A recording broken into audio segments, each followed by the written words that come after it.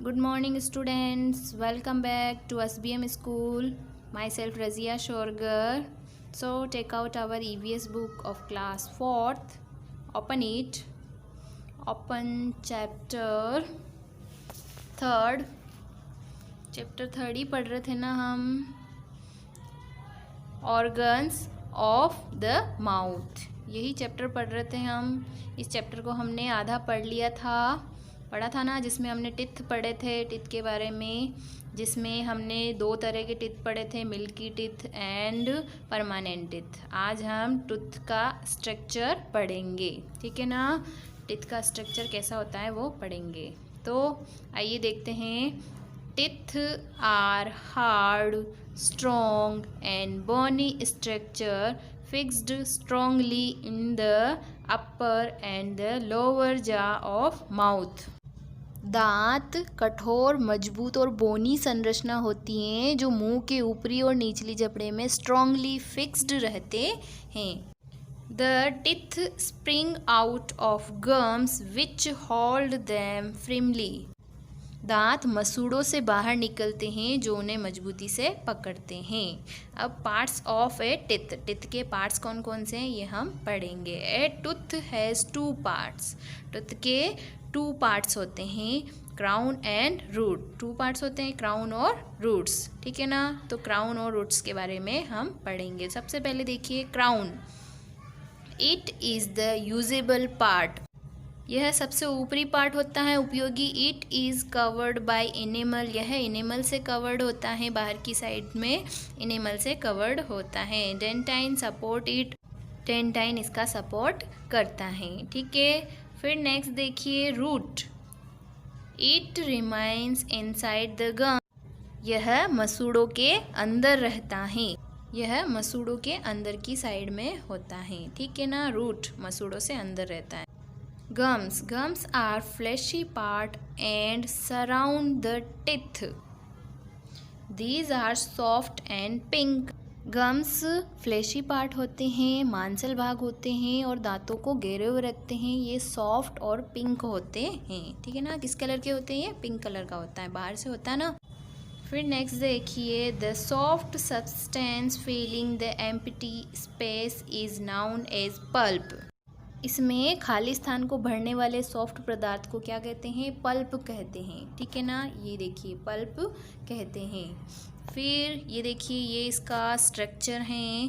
तो हमने अभी क्राउन, रूट और इसके ऊपरी पार्ट जो होते हैं इनेमल, फिर इसके अंदर के पार्ट होता है डेंटिन, पल्प अंदर होता है, फिर गम और बोन, रूट कैनाल, इनके बारे में अभी हमने पढ़ा है. आइए हम टिथ की संरचना को एक बार फिर से देखते हैं, ठीक है. Structure of tooth. तो इसमें देखिए टूथ के हमने 2 टाइप्स पढ़े हैं ना. सबसे बाहर वाला पार्ट जो होता है उसे हम क्राउन कहते हैं, और अंदर वाला जो पार्ट होता है मसूड़ों से अंदर वाला पार्ट, उसे हम रूट कहते हैं. क्या कहते हैं? रूट कहते हैं. तो क्राउन के सबसे ऊपर वाला जो पार्ट होता है उसे हम क्या कहते हैं? हमने पढ़ा ना अभी. क्या कहते हैं? बोलो जल्दी से.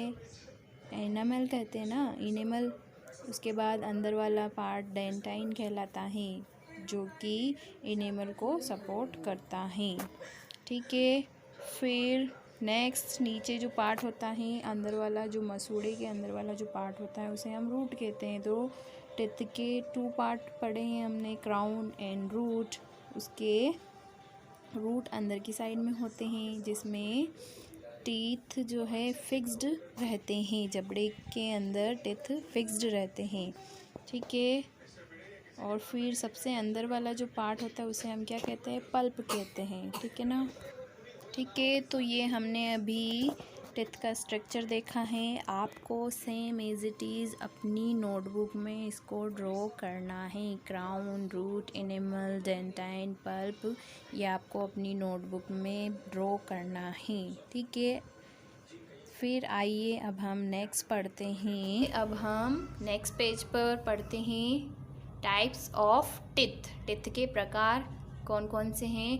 The teeth have different kinds and shape with which different kinds of food are eaten. Teeth विभिन्न प्रकार और शेप के होते हैं जिनके द्वारा हम विभिन्न प्रकार के भोजन को खाते हैं। अलग अलग टाइप के जो भोजन होते हैं टिथ से ही खाते हैं हम। तो इनके टाइप्स में इंसीजर्स, सबसे पहले हम पढ़ेंगे इंसीजर, बाइटिंग टिथ, काटने के teeth. The 4 teeth in front of each जा आर द इंसीजर्स। प्रत्येक जबड़े के सामने के 4 दांत इंसीजर्स होते हैं। ये देखिए इंसीजर्स, ये दांत जो बना हुआ है ये इंसीजर से है ना। तो प्रत्येक जबड़े के सामने के दांत इंसीजर्स होते हैं। सामने के दोनों काटने के जो दांत होते हैं उनको इंसीजर्स बोलते हैं। ठीक है, फिर आगे देखते हैं हम। These are sharp and straight with a cutting edge. ये धारदार और सीधे होते हैं। These help in cutting and biting the food items. ये खाद्य पदार्थों को काटने में और तोड़ने में हेल्प करते हैं। ठीक है, अब हम आगे पढ़ते हैं कैनाइन्स। कैनाइन्स के बारे में पढ़ेंगे। 2 canines exits in each jaw. प्रत्येक जबड़े में 2 कैनाइन्स बाहर निकले हुए होते हैं। They are on each side of the incisors. ये इंसीजर्स के दोनों साइड में होते हैं। These are sharp and pointed like a fork. ये कांटे की तरह शार्प और पॉइंटेड होते हैं। These are used for tearing food.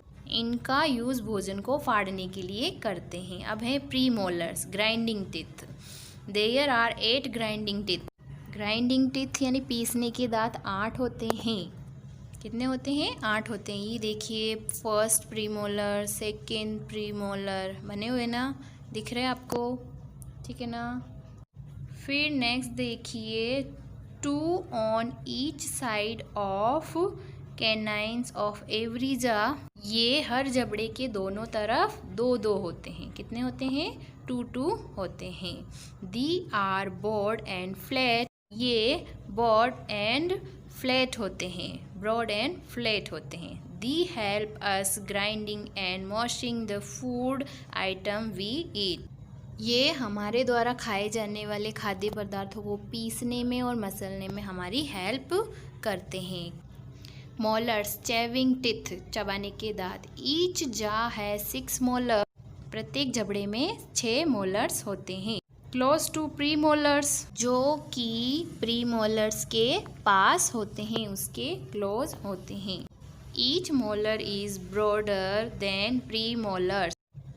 प्रत्येक मोलर प्री मोलर से ज़्यादा व्यापक होते हैं। फिर नेक्स्ट देखिए, there are useful for chewing food. ये भोजन चबाने के लिए उपयोगी होते हैं। There are 12 molars in our mouth. हमारे माउथ में 12 मोलर्स होते हैं। अब ये देखिए, incisors, canines, premolars and molars, ये टिथ की संरचना बनी हुई है। तो आज हमने यहाँ तक चैप्टर पढ़ लिया है।